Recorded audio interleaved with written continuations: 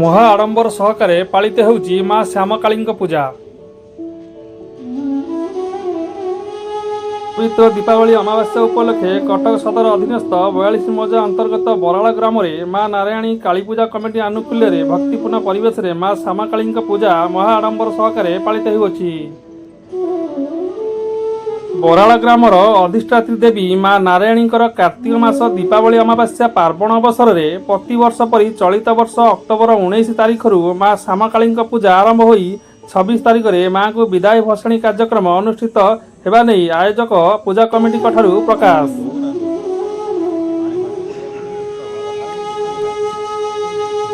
ତଥ୍ୟ ସଂଗ୍ରହରୁ ଯାହା ଜଣାଯାଏ 1981 ମସିହାରୁ ମା ନାରାୟଣୀଙ୍କ ପୀଠରେ ବୈଦିକ ରୀତିନୀତି ଅନୁଯାୟୀ ଚଣ୍ଡୀପାଠ ଶ୍ୟାମାକାଳୀଙ୍କ ପୂଜା ହେଉଥିଲା।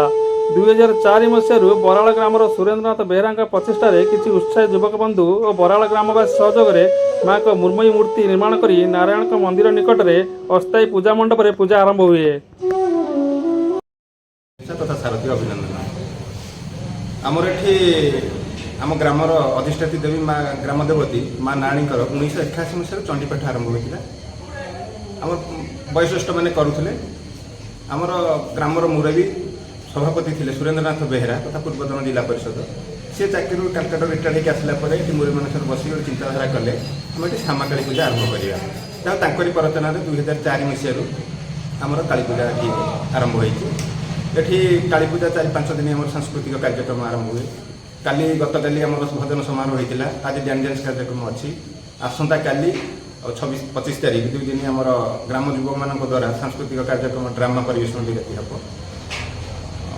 ତାପରେ ଆମର ଭସାଣୀ ଶୋଭାଯାତ୍ରା କମିଶନରେଟ ପୋଲିସର ଗାଇଡଲାଇନ୍ ଅନୁସାରେ ପାରମ୍ପରିକ ବାଦ୍ୟଯନ୍ତ୍ରରେ ଆମେ ଭସାଣୀ ଶୋଭାଯାତ୍ରା କରୁ। ଗ୍ରାମର ଯୁବକମାନେ ସମସ୍ତେ ଏକତ୍ରିତ ହୋଇ ଶାନ୍ତି ଶୃଙ୍ଖଳା ସହିତ ଯାହା ନୀତି ନିୟମ ସରକାରଙ୍କର ରହିଛି ତାକୁ ଆମେ ନିଷ୍ଠାର ସହିତ ପାଳନ କରିକି ଭସାଣୀ ଶୋଭାଯାତ୍ରା କରୁ। ଆଚ୍ଛା, କେତେ ଜଣ ସଭ୍ୟ ଅଛନ୍ତି? ସଭ୍ୟ କଲେ ଟୋଟାଲ ବରାଳ ଗ୍ରାମର ପ୍ରତ୍ୟେକ ଯେତେ ଘର ସମସ୍ତେ ପୂଜା କମିଟିର ସଦସ୍ୟ ଅଛନ୍ତି। ତା ଦେହରେ କିଛି ଆମ 40-45 ଜଣଙ୍କୁ ବଛା ହେଇଛି ଯେ ସମସ୍ତେ ତ ଆଉ ବୁଝାବୁଝି କରିବା ପାଇଁ 50 ଜଣ ସଦସ୍ୟ ଅଛନ୍ତି। ଗତ କିଛି ବର୍ଷ ମା ସ୍ଥାୟୀ ପୂଜା ମଣ୍ଡପରେ ପୂଜା ପାଇବା ସହ ଚଳିତ ବର୍ଷ ସେହି ଅଞ୍ଚଳର ଜଣେ ବଦାନ୍ୟ ବ୍ୟକ୍ତିଙ୍କ ସହଯୋଗରେ ମାଙ୍କ ଶୋଭାବର୍ଦ୍ଧନ ନିମନ୍ତେ ଏକ ରୌପ୍ୟ ମୁକୁଟ ଦାନ କରିଛନ୍ତି। ମା ମଥାରେ ରୌପ୍ୟ ମୁକୁଟ ଧାରଣ କରି ବେଶ୍ ଆକର୍ଷଣୀୟ ଓ ସୁନ୍ଦର ଦେଖାଯାଉଛନ୍ତି। ମାଙ୍କୁ ନିତ୍ୟ ଦର୍ଶନ କରି ମାଙ୍କ ଆଶୀଷ ପାଇବା ନିମନ୍ତେ ପ୍ରତ୍ୟେକ ଦିନ ଶହ ଶହ ଭକ୍ତଙ୍କ ଭିଡ଼ ଜମୁଛି।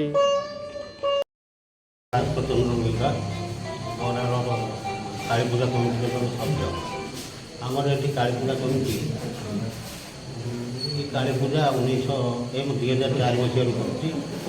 ଆମର ଦିବଂଗତ ନେତା ସୁରେନ୍ଦ୍ରନାଥ ବେହେରାଙ୍କର ପ୍ରବର୍ତ୍ତନାରେ କାଳୀପୂଜା ଆରମ୍ଭ ହୋଇଥିଲା।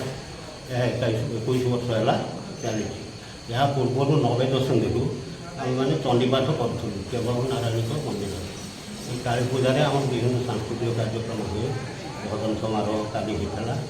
ଆଜି ଡ୍ୟାନ୍ସ ପ୍ରୋଗ୍ରାମ ଆସନ୍ତାକାଲି ଏବଂ ତା ପରଦିନ 2ଟି ଡ୍ରାମା ପରିବେଷଣ କରିବେ ଆମ ଗ୍ରାମର କଳାକାରମାନେ। ଏଠି ବହୁ ଲୋକ ସମାଗମ ହୁଅନ୍ତି ଏବଂ ବହୁ ଶାନ୍ତି ଶୃଙ୍ଖଳାରେ ଏହି କାର୍ଯ୍ୟକ୍ରମ ଆମର ପରିଚାଳନା କରାଯାଏ। ସନ୍ଧ୍ୟାକୁ ରଙ୍ଗୀନ କରିବା ପାଇଁ ସାଂସ୍କୃତିକ କାର୍ଯ୍ୟକ୍ରମ ମାଧ୍ୟମରେ ପ୍ରତ୍ୟହ ଭଜନ ସନ୍ଧ୍ୟା ଡ୍ୟାନ୍ସ ଆଞ୍ଚଳିକ କଳାକାରମାନଙ୍କ ଦ୍ୱାରା 2 ରାତି ଧରି ଡ୍ରାମା ପରିବେଷଣ ହେବା ନେଇ କମିଟିର କର୍ମକର୍ତ୍ତାମାନେ ସୂଚନା ଦେବା ସହ ନିଜର ମତ ପୋଷଣ କରିଥିଲେ। ଏହାକୁ ଦେଖି ଉପଭୋଗ କରିବା ନିମନ୍ତେ ସନ୍ଧ୍ୟା ସମୟରେ ପ୍ରବଳ ଜନସମାଗମ ହେଉଛି। ଶାନ୍ତି ଶୃଙ୍ଖଳା ନିମନ୍ତେ ପ୍ରଶାସନ ପକ୍ଷରୁ କମିଶନରେଟ ପୋଲିସ ବ୍ୟାପକ ବ୍ୟବସ୍ଥା କରାଯାଇଛି।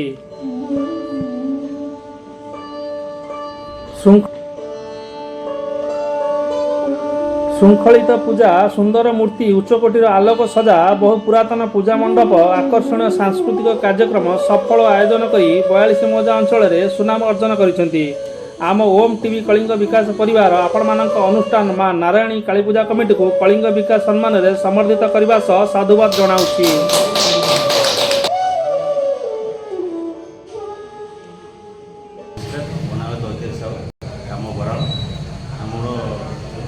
ଆସିଛନ୍ତି ଓମ୍ ଟିଭି ତରଫରୁ ଆମକୁ ସମ୍ମାନ କରିବା ପାଇଁ ସେଥିପାଇଁ ଆମକୁ ବହୁତ ସମ୍ମାନ କରାଯାଉଛି। ଆଗରୁ କେଉଁଠି ସମ୍ବର୍ଦ୍ଧନା ପାଇଥିଲେ ନା ଏଇଟା ନିଶ୍ଚୟ ପାଇଥିଲି, ବହୁତ ଥର ପାଇଥିଲି। ଆମର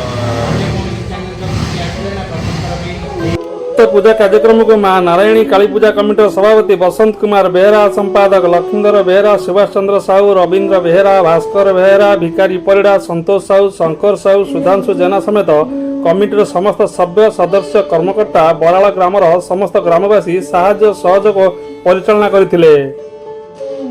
कटक 42 मौजा बराल शर्माकाली पूजा मंडपरू पद्मलोचन साहू रिपोर्ट ओम टीवी कलिंग विकास।